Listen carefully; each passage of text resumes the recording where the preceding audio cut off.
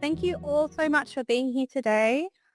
Before we begin, I would like to take this time to acknowledge that we are on Barramudagal Darug land. As a Wiradjuri and Gamilaraay person whose family comes from the other side of the Blue Mountains, I'm so privileged to work here and spend my lunch breaks wandering along the river.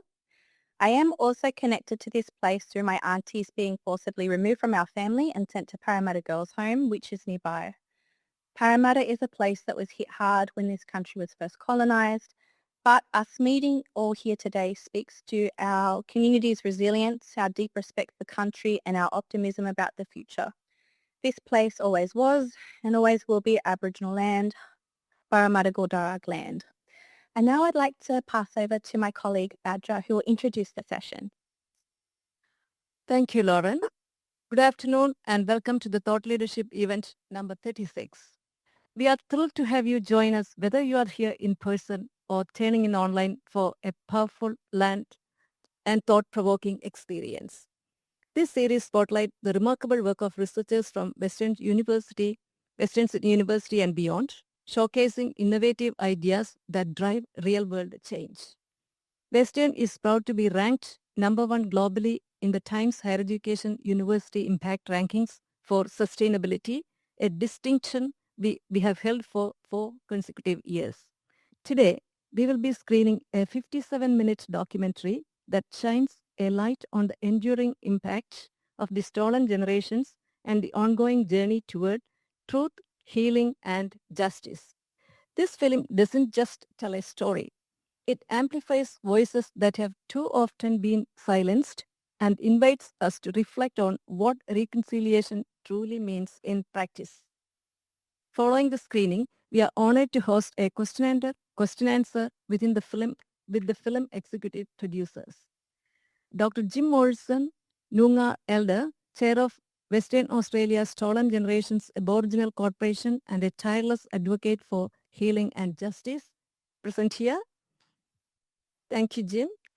Mr. Tony Hansen, Senior Traditional Custodian, Stolen Generations Survivor and Co-Chair of the Bringing Them Home Committee, Western Australia.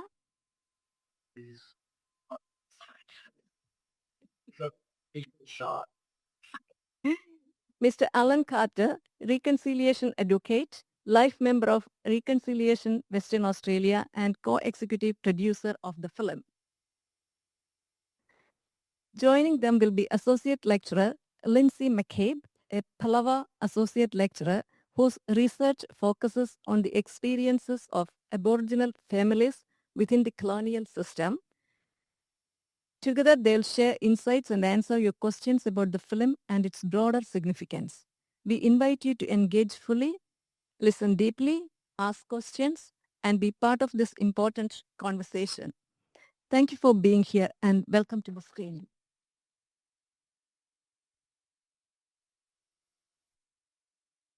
Hey, so we'd like to introduce you to the Yokai Foundation.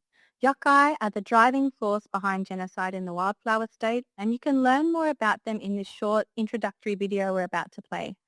After this video, Dr. Jim Morrison from Yokai will provide a bit more background and context about the importance of this film.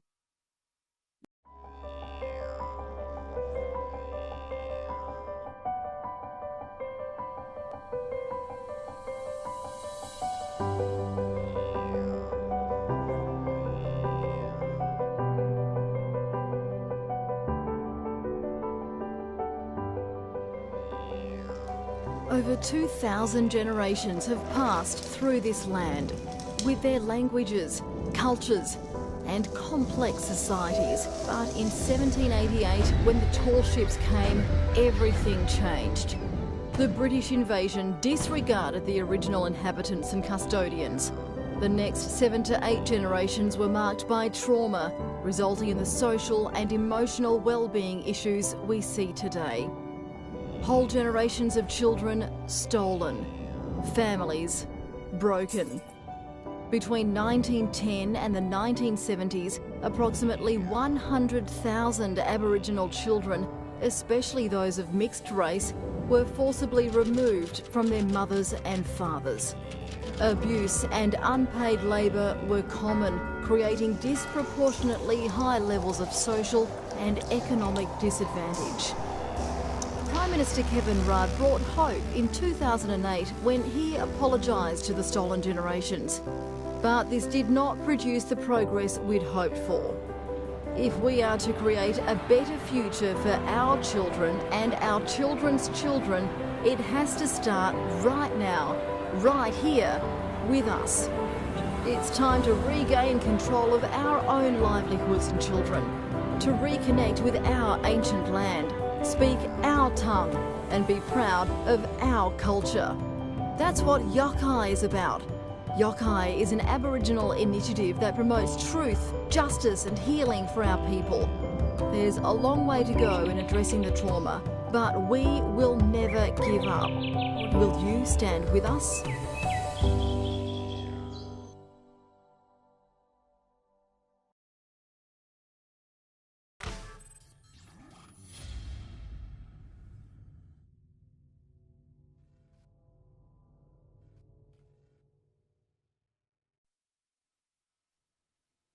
It's a shame you didn't hear the real Jacobs giving an oration. You know him, the real Jacobs, both at Channel 10. You know. Okay. Look, that was basically Yohai, healing our spirits. It's a trademark West Australian Stolen Generation Aboriginal Corporation. Yokai is eating, say to the West Australian Stolen Generation Aboriginal Corporation. Look, I suppose for me, we stand on the shoulders of giants, saying how this documentary came about was related to 4 women stolen at the age of 15 from Albany, which is the southernmost point of West Australia. Minang country, where my people come from. I suppose I should acknowledge country there from our old people from Minang country and pay respects to First Nations people of this country. In 1865, 4 women were stolen from Albany, taken by boat to Melbourne, never to return. And in recent years, their great-grandchildren came home to Albany, the land where Bessie Flower was stolen from. It sort of developed into a book called No Longer a Wandering Spirit, which great-great-grandchild Ezra Flowers wrote with a researcher from Melbourne who's since passed away. But so the launch of the book, which I had the privilege of launching, coincided with a collective dealing gathering of mission photo from the southern point of Western Australia, Maribak Mission and Nawangarup Mission. Maribak Mission was originally a native settlement, Palawa native settlement. 3 years later, after Palawa was initiated in 1915, 1918, the Morrison native settlement was established. Palawa and Maribak, Morrison became Gumba. Morrison was famous because that's where the Rabbit Foot movie was. And you'll hear more about those missions in this documentary. The book launch was filmed by a famous person in our area. He also made this documentary with us, but he did a documentary called Exile in the Kingdom and has just completed a sequel. He also made a documentary called Habits of New Norcia, which we now know was the worst place for pedophilia in this country, according to the Royal Commission. I had the pleasure of launching the book, but the book launch was filmed and we encouraged Frank Wikovich to come and talk to our mission survivors. And for the first time, the people that you see in the documentary have spoken to a camera. It was complemented by funds we raised or applied for the Australia Day events money. Why would you do that? Bit of a joke really, wasn't it? But we did, and we earned some money from the Australia Day events money. And there's some complimentary footage of a Dallas Phillips from Eunorcia Mission and Howard Riley from Magumba Mission. So there's some interesting footage there.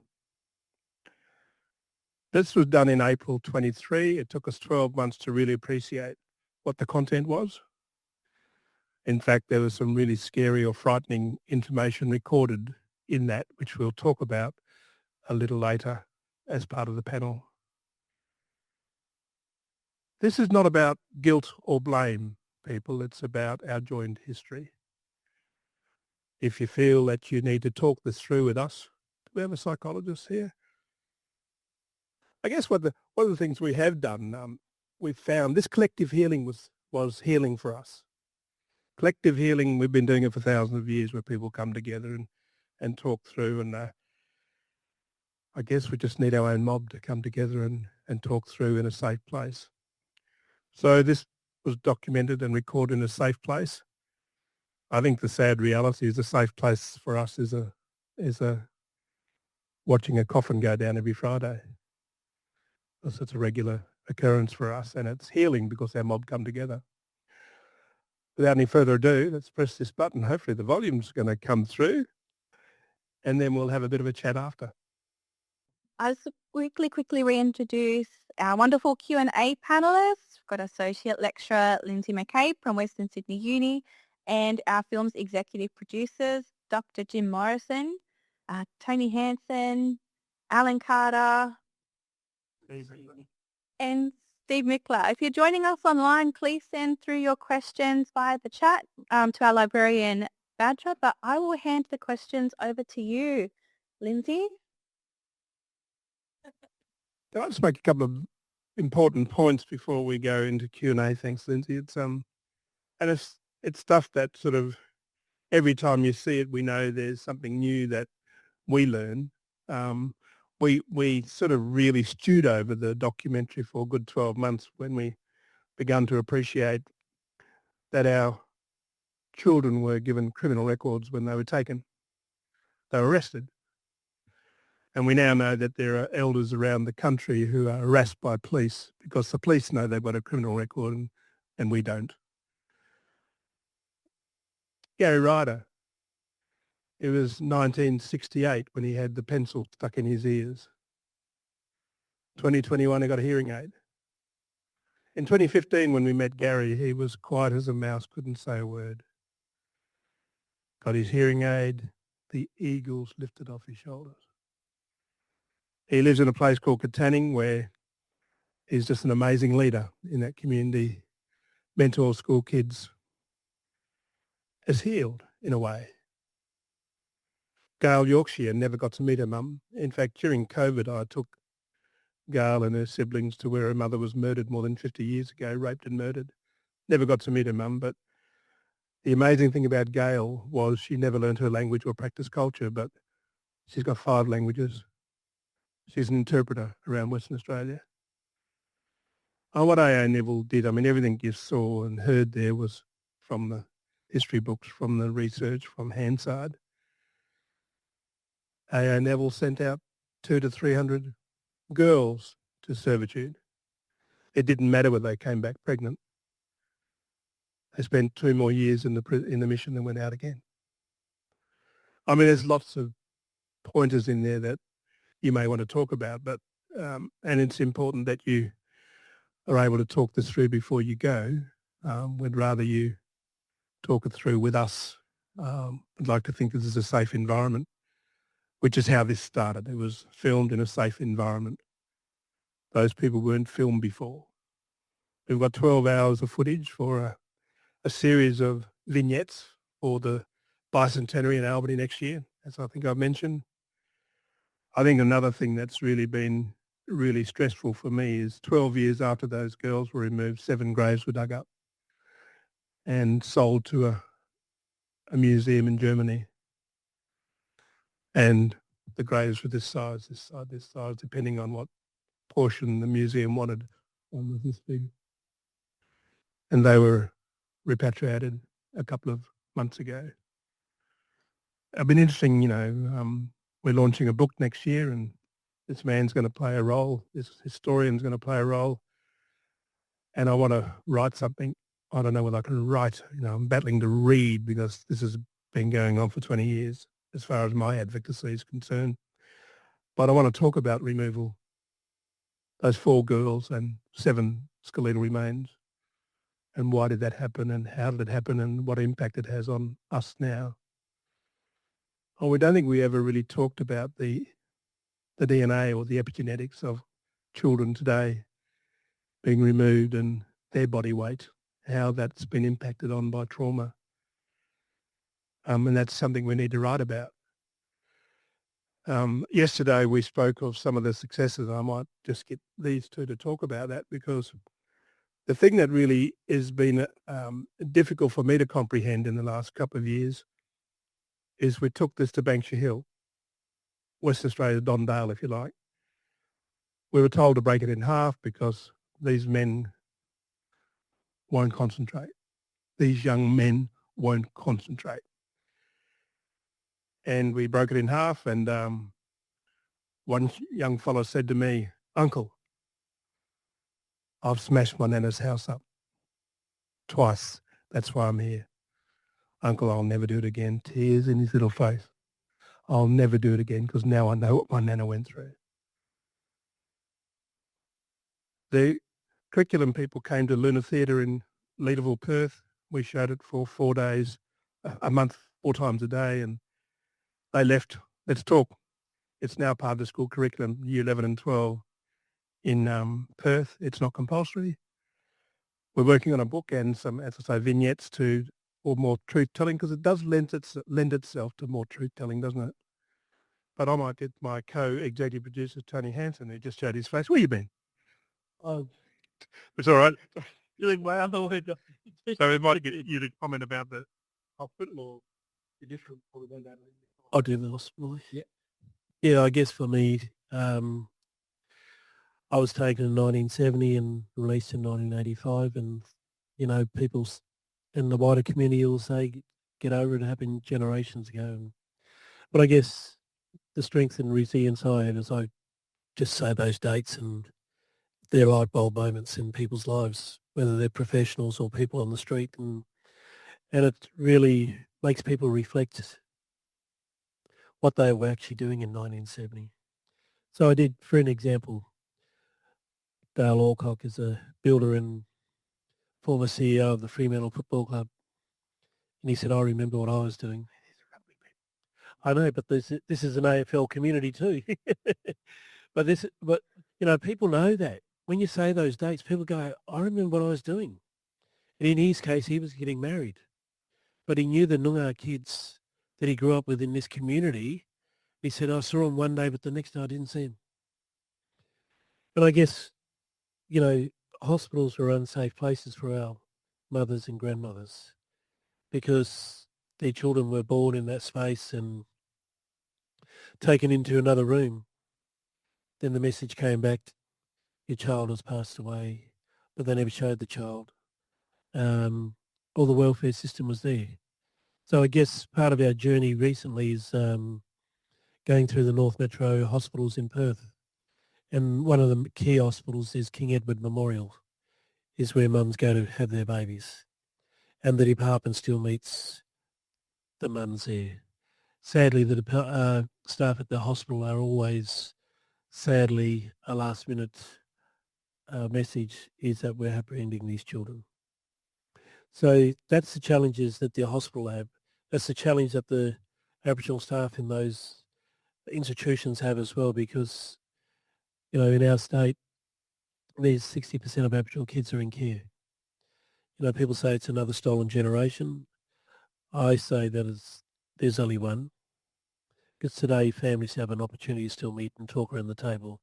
But we have the privilege of going right throughout the hospitals in the North Metro, and I guess one of the other key hospitals is Fiona Stanley Hospital. And Fiona was a real champion for the work that we do. And she sat on the panel with us, with her staff, in an auditorium like this, and challenged the management and the leadership of the hospital that this is a safe space, and if Aboriginal staff have finding it difficult, that we need to talk about it. And so I think that day there was some key messaging coming out of that hospital from the staff, and acknowledging that there is still racism going on in this space. There are challenges for our people that nobody talks about, or I think people just feel uncomfortable asking the question that, are you connected to the stolen generation? I think if we ask that question, we'll unpackage a lot of history and trauma that'll be the answers for us in the work that we're doing as professionals. So I guess, rolling that out throughout the hospitals was, for me, it was exciting because I like to challenge everybody, but tell the truth and, make people realise that I want you to reprogram your way of how you do your practice, because the system reprogrammed us as kids. And that's the difficulty that we had. And many of our kids, sadly, were taken interstate. A lot of our kids are taken overseas and still finding their way home. And that's the challenges that we have, and the work that we're doing in this space, that we come across these families and children. But I'll hand over to my brother Alan. Yeah, just quickly, so following on from Tony, we have targeted workplaces. Sorry, looking at people here. We've targeted workplaces and in terms of this truth telling, so that people are beginning to understand this and the impact. So the health sector was one. We also spoke extensively to people from the Department of Communities who still oversee child protection. But perhaps some of the most significant moments, we were talking about the high level of Aboriginal kids in prisons. We targeted the justice system. So we have done private screenings for the Children's Court of Western Australia, the Family Court of Western Australia, the District Court of Western Australia, and the Supreme Court of Western Australia. And we're not talking about the clerks or the security people. It's been the chief justices and the judges in every one of those cases. They have been gobsmacked. In one case, we were sitting in a seminar room at Curtin University Law School, where our office is. We might talk about that later as to why we're there. And we were sitting on the side watching these people, watching a documentary. There was one of the judges who looked pretty annoyed, really, that he was there. His body language was pretty obvious. But once he got into the documentary, you could see he just got engaged. And then I get a dig in the ribs from Jim. He was watching this guy. He ended up with tears streaming down his face. So we then got to the question and answer, and he put his hand up and admitted that he was in the process of writing a judgment involving an Aboriginal man who he knew had stolen generation background. And he said to us, you have changed my judgment. I'm going to rewrite it. So there was a really direct impact of somebody who just did not know the basics. Thank you. And I really want to start by saying thank you to all of you for making this important film. Like you mentioned, Uncle, it's truth-telling, right? We need more of it. It's a shame that, the people that really need to see this aren't in the room, but we're grateful to all of you that are. I've got 100 questions, but I'll start with one because I want to make sure that everybody has an opportunity to ask questions as well. In the film, it becomes clear really quickly the role that churches have played in what has happened. And I just wondered if you've been able to show this to any church groups. Would you like to? And what do you think the reaction might be or should be? Yeah, look, the best response, I think, is This man is now eligible for aged care services because he's over 50. So First Nation people can be eligible for aged care services. Over 7 years. Don't give away your age. We've got 4 aged care services with an MOU with us, and that's Mercy Care, Juniper, which is Uniting Care, Bethany, which is one of the church groups, and Hall and Pryor, which have 23 properties in WA and about 17 in New South Wales. Sadly, of all the aged care services, 1/3 are run by church-based, faith-based. The difficulty with that is I've kept an eye on victims that have been applying for national redress. That's the redress that came out of the Royal Commission into Historical Incident Sex Abuse. And back in April, there were 65,000 victims. 35% were Aboriginal, and we're less than 4% of the population. So I guess we can't blame the churches currently because they can't be held responsible for what happened in the past. I mentioned Moore River and Carolup, and they were fine when government were running these sort of institutions, or so we think. But then when the churches took over, and that's when all hell broke loose. Juniper have given us 3 or 4 cars a week, Uniting Care. They give us a bus every Thursday. We can't get an Aboriginal service to give us a vehicle. So the church is really trying their best. Obviously, there's trauma triggers in all of these faith-based churches because of what they did to our people. And we need to work with them. This documentary has been instrumental with Juniper. They've shown it to all their staff, or many of their staff. And the CEO has said, this has just changed my life. So it is about truth-telling, and churches, other churches, we haven't convinced. Anglicare run Amana Living, and there's a whole range of faith-based people we need to work with. The Catholic Church or Catholic Education have seen this. They want to roll it out in their schools. So I think there's a lot to learn from it. I mean, what you saw is quite mild. It's tame. It's M-rated.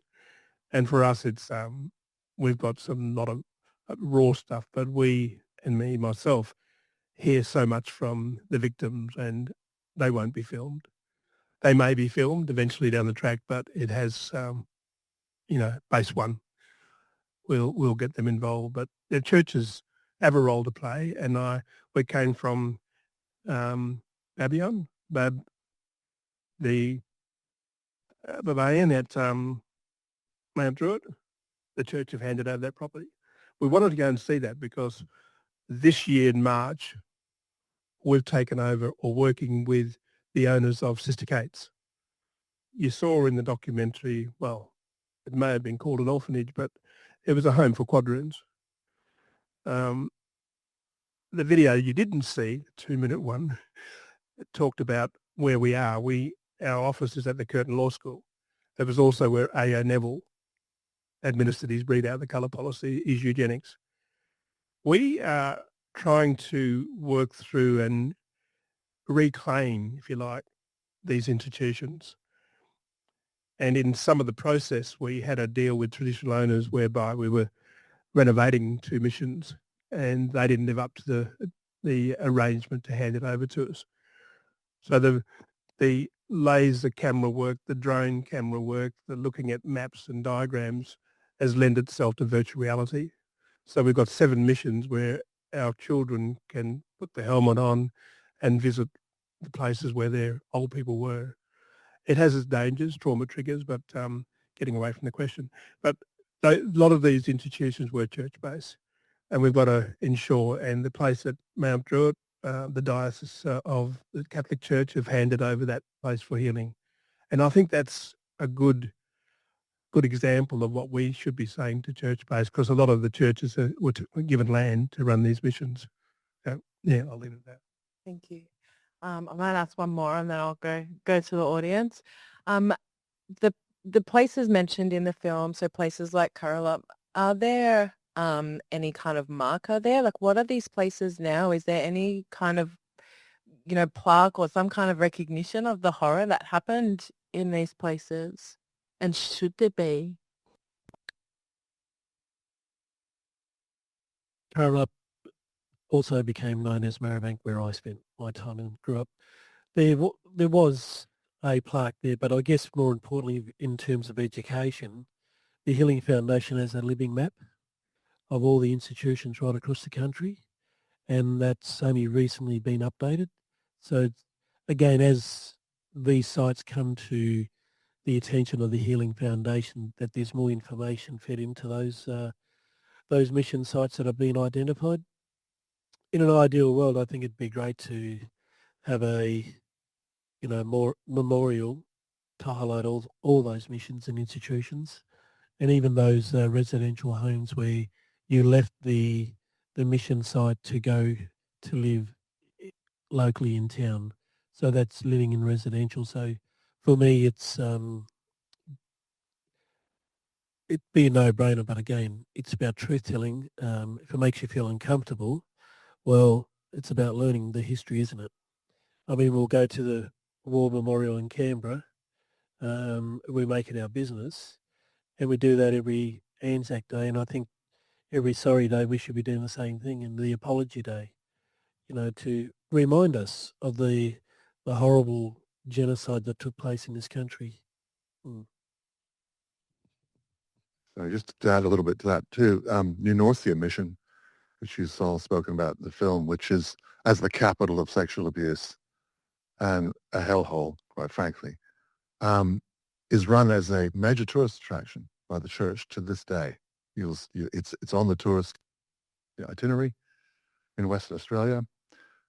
Needless to say, you will not get anything like that history when you look at New Norcia's plaques and references to what they did, the museum.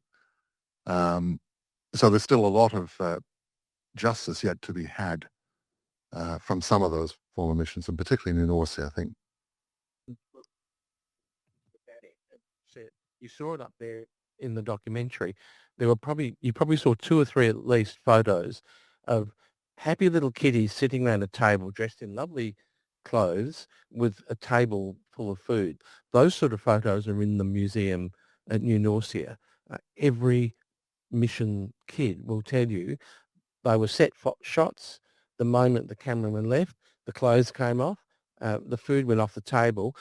At New Norcia, the food went to the nunnery or the monastery. That's the reality of what happened. Do we have some questions from the audience? Adrian, let me run the mic so everyone on Zoom can hear you.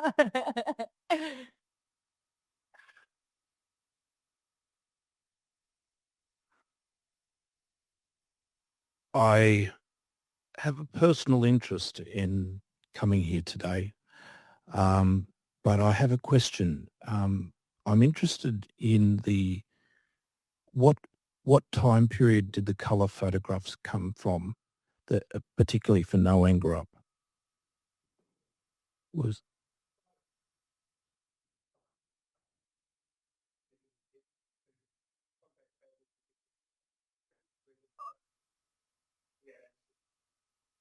okay. The reason why I ask is I'm the adopted son of a UAM missionary midwife that was stationed at Noangarup in the 1950s. And I inherited her personal papers and photographs. And there is a journal, her field journal, of all the births from the Katanning district in the safe at the State Library with dates of all of the births, the deliveries she did. Her name was Alva Smith.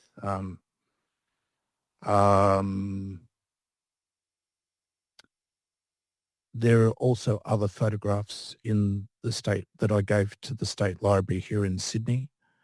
The birth journal is restricted, but I think those protocols are reasonably dealt with. I'm the depositor, so I do regularly and freely give access to people with a personal stake in that. Yes, it's been an interesting journey, but It was a 20-year lobby of my mother, my adoptive mother. I'm not stolen generation, but I am an adoptee. So I don't have quite the same baggage, I guess you could say. But that said, I'd take the opportunity to reach out to Nyungas and that come over to the east, and I thought it important to be here today to just let you know that there's that material there.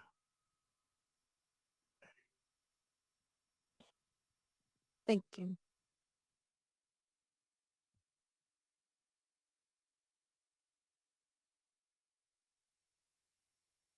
Yeah, the State Library of WA has obviously archival records. They've also got an Aboriginal Family History Unit, and they obviously work closely together. We understand that in terms of church records, they've got most of the church records and most of them have free access. But you need to actually formally apply to get that access, but it's given. Steve might correct me on this. The Catholic Church, however, have not handed over their records. I'm not sure. I'd have to check. Yeah.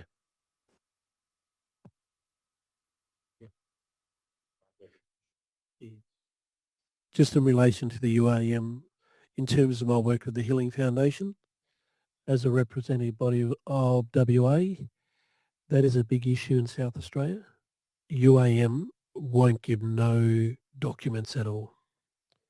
And that's a major issue that's going on in South Australia, because I think a lot of the documents that were in WA have gone back east.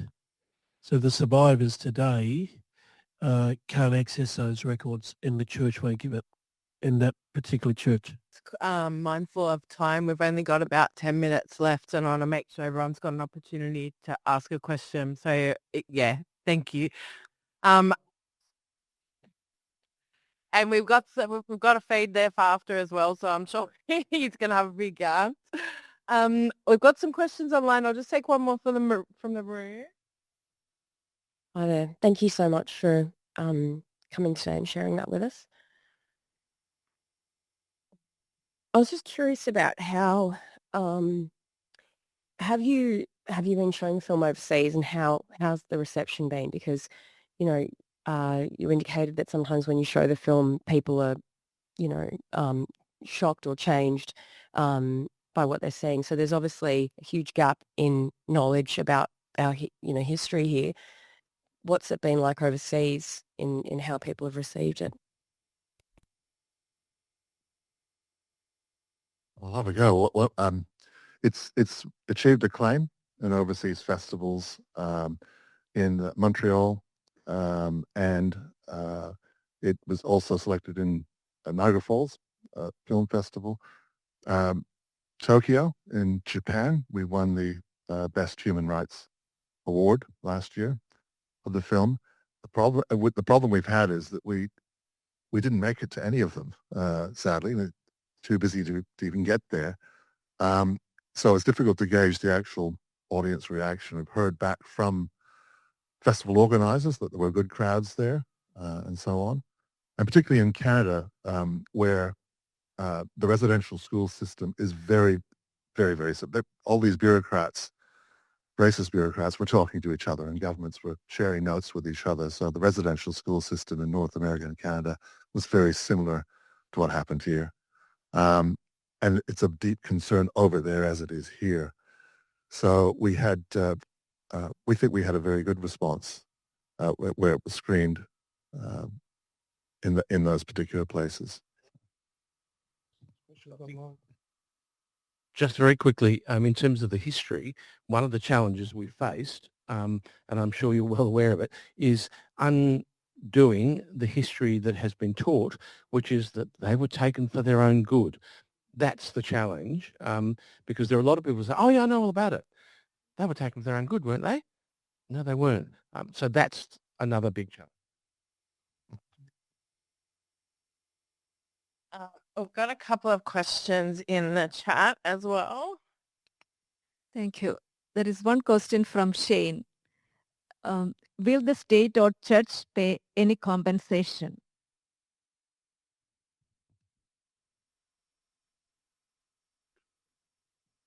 Will the church pay compensation? Look, you might have seen that. This has been edited because the Premier saw it and they announced the redress for whatever it means. But we have been talking to certain churches around truth-telling, but no, there's no... I mean, it's taken us 20 years to get to this point. We won a battle, but if you've known anything about the current redress, it's for people removed before the 1st of July 1972. That's apparently when the Native Welfare Act was taken away. But we know that children were still removed because the bureaucrats were taking children away. So there's no redress for them. So that's another battle. And I mean, sadly, there's been a lot of criticism of how it's come about. It's been our fault, not the Premier. We've got to roll it out. We've been contracted by the government to roll it out right across the state except the Kimberley. So we've got a lot of work to do. But they haven't really appreciated the work that's been done. They're saying 2,000 victims. The documentary says 6,400, 2019. Obviously, a lot of people have died. There are many people have died since, including my mother, have died since the redress, as was announced. And they're going to be eligible because they passed since the 27th of May. But hundreds will not be eligible prior. Unlike stolen wages, which don't get me started on stolen wages, but yeah, there's churches have to come to the party, and we don't know how we can take them up yet. Thank you. We've got a couple more online and then we'll go back to the room. So have your question ready. There is a question from Lorraine Towers. In what ways do you think that educational institutions should show the film to ensure respect, contextualization, and to allow viewers to be in contact with the filmmakers, that is yokai?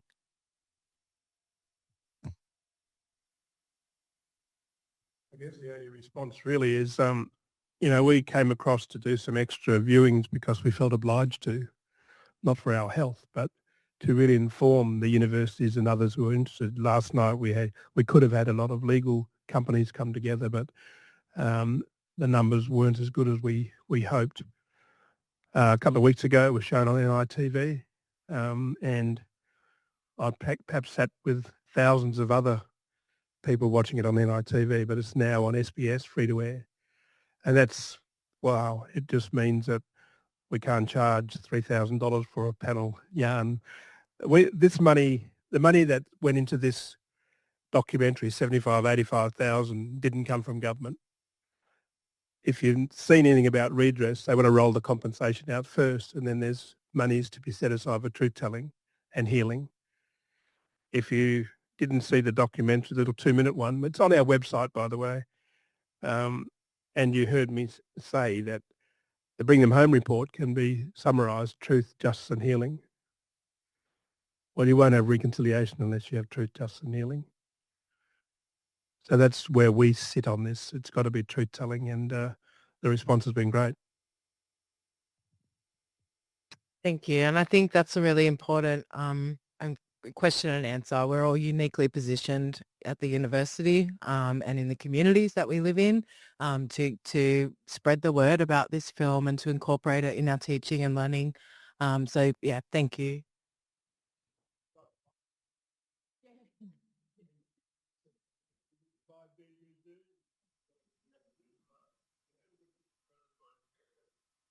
There is one more question from Lorraine Towers. How can we continue to learn and stay in touch with the ongoing work you are doing? Great question, Lorraine.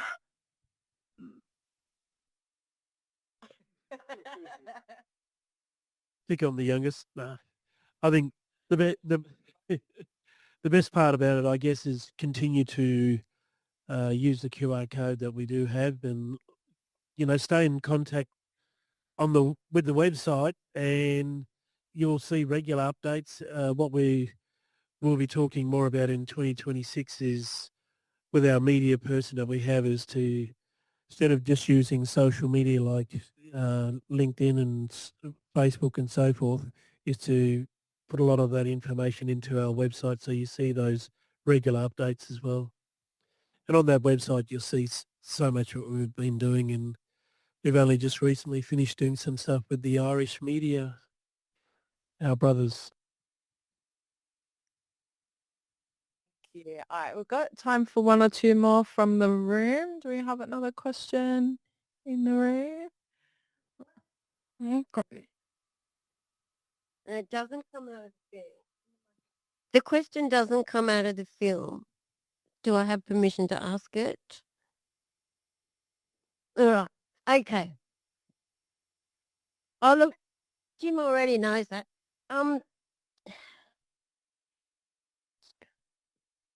With children who were taken overseas, for example, Benedictine monks took children to Italy, eh?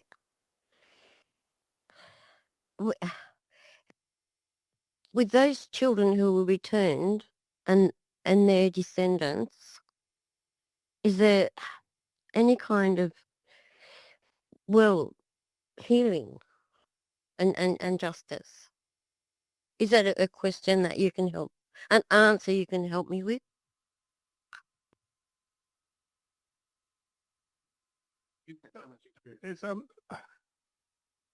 There's been a number of people that are returned probably since the apology to find family. And there was a famous case Archie Roach sang about.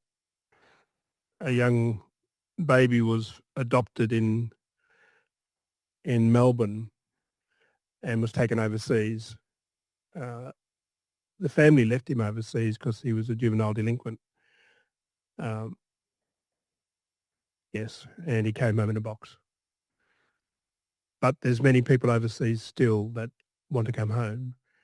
I had the experience of two older men in their 60s who came back from Holland to find out where mother was. Mother was in Roland's mission. They just couldn't cope. They went back to Holland. They were probably taken from her illegally, but they went back to Holland. And there have been many that have come home from overseas and just not been able to connect. A number of suicides because they're just not coping with the real world. I was working in the child removal space, and there were organisations from Germany and other countries saying, look, there are children here that should come home. They'd all be in their 60s now, but I guess we've lost them. I guess there's no opportunity to return them. We have a link-up service that was set up prior to bringing them home, and link-ups there are in every state. They are sadly under-resourced, don't have capacity to work with families. I have a gentleman who rings me from Albany every other month. He's in his 60s. Have you found my mother yet? So sadly, there will be those sort of opportunities where they will never know where they've come from. And I guess it's just as bad as the skeletal remains that are all over the world. That if you look at the repatriation website, there's thousands of skeletal remains overseas. I mean, Tony talked about the Healing Foundation website. There's also a website for massacres around this country and those sorts of things that have occurred. Yeah, a sad question, I'm afraid, but there are people living overseas that don't know where they've come from, speak different languages, and yeah. Sadly, we don't have the resources to track them down. We don't have the resources now. The state government took 5 months to design an application form to get our people onto redress, and just making our people jump through hoops. And the 5 months delay was when the Premier made the announcement. He must have somehow assumed that he was funding our organisation. We don't get a cent from the government, not state, Commonwealth we do. Therefore, they had to get a Treasury submission to get funding to us. And they've funded us really dreadfully as to how to roll this out. I mean, we need counsellors, we need project officers, we need people that understand genealogies. We're a service that don't want to duplicate others. We're looking at gaps in service. That's how we were founded.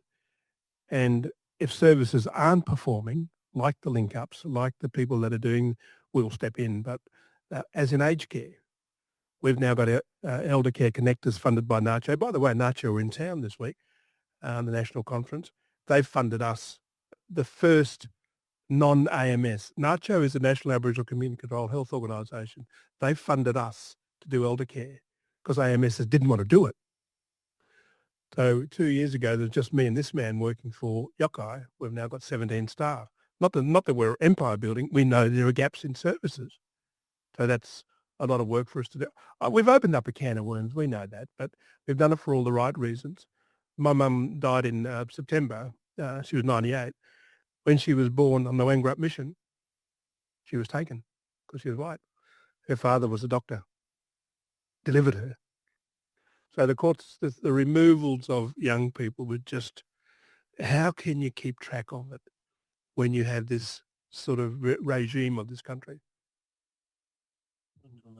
Just one note on that is there's a prominent lady back home who came back from the UK from a prominent Aboriginal family down our neck of the woods. And I don't think she's comfortable with herself either. I think she struggles a lot because if she walked in the room now and we all closed our eyes and she started speaking, it's a real strong English accent. And she just at times probably feels that she's not connected with her mob and her community. Because every time she's talking, it's that strong accent, but you're looking at this Aboriginal woman. Sorry, I didn't want to say anything more, but Levon came home for a holiday. Levon was managing 250 staff in London. They were bouncers, nightclub people. Therefore, he was a bodybuilder and an international Thai kickboxer. Came home for a holiday, didn't know where he was going, but ended up in Redfern. Spent all his money, ended up in a church which was run by Ray Minicott, an Aboriginal South Sea Islander priest. And Ray took a look at him and said, before that, he had to get a taxi to Backpackers. The taxi driver took him to Redfern because he knew he was probably Aboriginal. And Ray Minicott, because he was South Sea Islander, knew his mum. Now, Levon was taken from a hospital in the northern suburbs of Sydney. Yes, Sydney. And, ended up overseas. So he discovered his Aboriginality. I met with him and he said, I want to come with you to live in Perth. And he did. He married up with one of my relations and now doing quite well. But there was also, at the same time, there was a young person. Well, we called him a Cockney Curry, by the way. He's now quite adapted, bought his own house to south of Perth. But about the same time, there was a young girl, Leonie, ended up in Wales. And she too, I saw at a national apology, had a very strong Welsh accent. So she said, give me a job. I want to come and live over there where you can protect me. Anyway, they got her a job with Virgin Blue, if you remember Virgin Blue. And a week before she says, Uncle, I can't come home. My boy just tried to suicide. He tried to walk in front of a train. He walked in front of a train because his school friends couldn't believe that he was Aboriginal. They harassed him because he had this Welsh accent.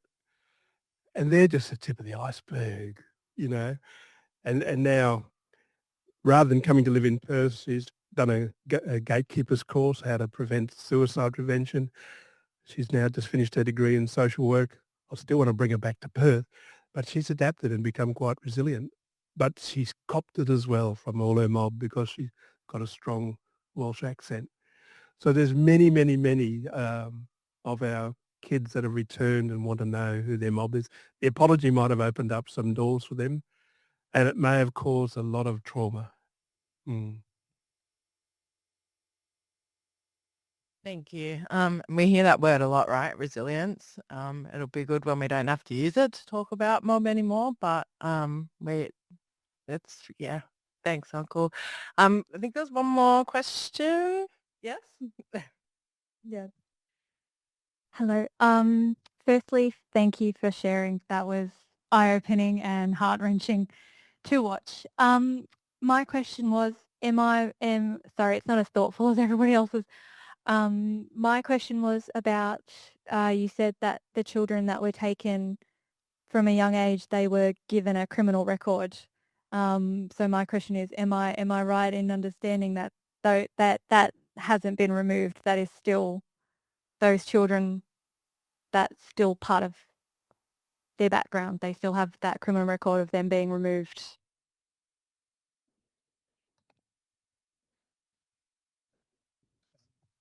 So they were taken under the 1947 Child Welfare Act, which was only applied to non-Aboriginal kids until 54. And then 1954, it was then applied to Indigenous kids of mixed descent. And the method, the application of that act meant that you charged the child with a criminal offence, and the child was held before the Children's Court in Perth, and then generally for the Indigenous kids sent to one of these missions or settlements. Therefore, it was and you heard we quoted a politician there saying, we're charging them with an offence of being neglected. There's also a whole very good piece on the so-called neglect and destitution by Quentin Beresford and Paula Maggi, good friends of ours, about the whole falsehood of the application and the generalized application of those charges as excuses, as pretexts for removing kids for forced assimilation purposes anyway. It didn't, that's a whole other story. Now, did it stay on their records? We know that the charge stayed in the child welfare files of those children that were taken. It's difficult to find out whether they still exist because there's statute in West Australia that after 10 years for certain offences is scrubbed anyway, and that's for everybody.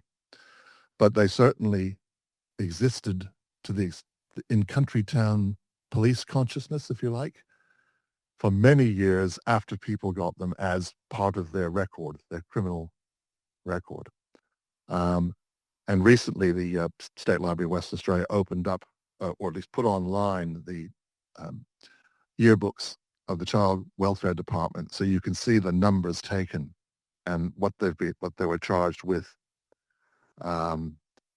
They were accessible but buried away for many years. Now they're publicly available. You can go and see the rap sheets, we call them, rap sheets for the stolen generation. That removed many, many more Indigenous children than ever before, as we point out. And they were destined for assimilation, no matter whether they were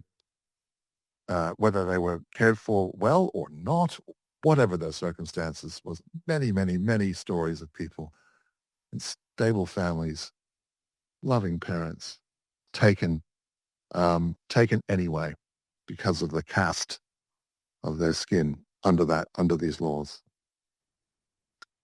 Thank you. We're running out of time. Apologies. Thanks to everyone for joining us, and thanks to everyone online as well for zooming in. I just want to finish with one last question. If there's one thing that you want us all to take away from today, and what can we do as university members, as community members? What's the message that you'd like to leave us with? I want everyone to complete an evaluation sheet. We'll send it to you electronically.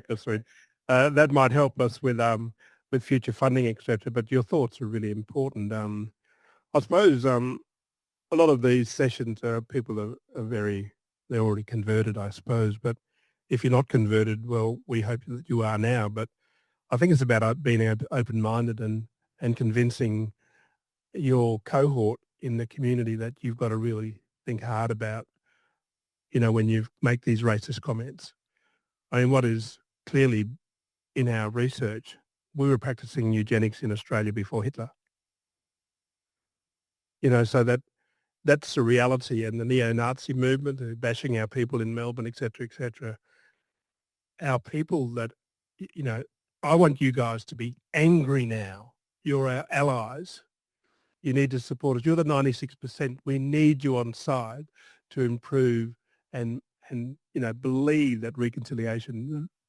Recommendation 339 of the Royal Commission to Aboriginal Deaths in Custody talked about reconciliation. Reconciliation won't happen in this country if we don't know the truth and there's justice and healing. So to me, the healing, I'm just fed up doing this, honestly. But I'm pleased that we're getting this response. People are wanting to know what to do next. how many times can you watch this?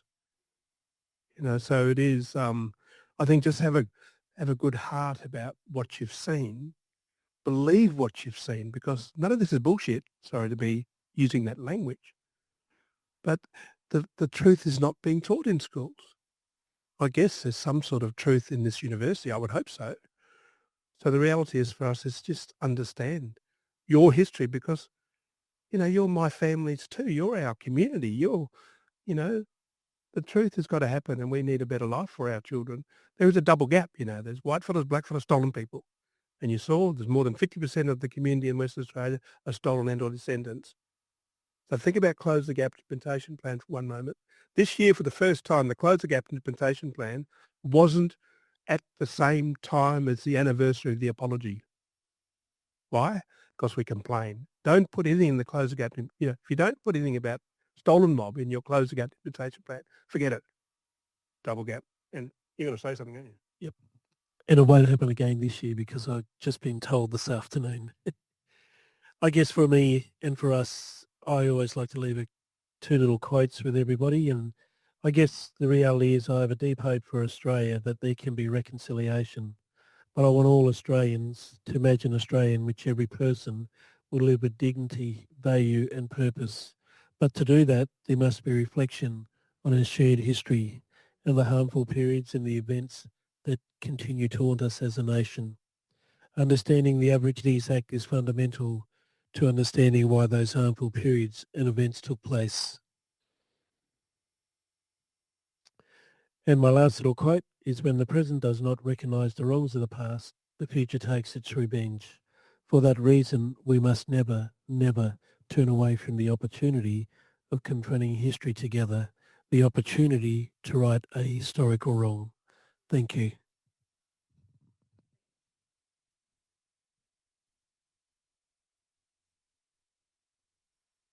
Thank you so much for taking the time to be here and to share these yarns with us. All of you will see there's postcards on the chair that's got more information about the film, how to share it, how to support it. Remember, Yokai, look them up, donate some money their way, link up. They need the funds too. So, oh, beautiful. Yeah. So Lauren's got a couple of gift colors, but we only had 3 because we didn't know you were coming. I'm so sorry. So it's just a gift. It's a gift on behalf of the library and all the mob here at Western Sydney University. Thank you so much for coming and sharing your stories with us. We appreciate you so deeply.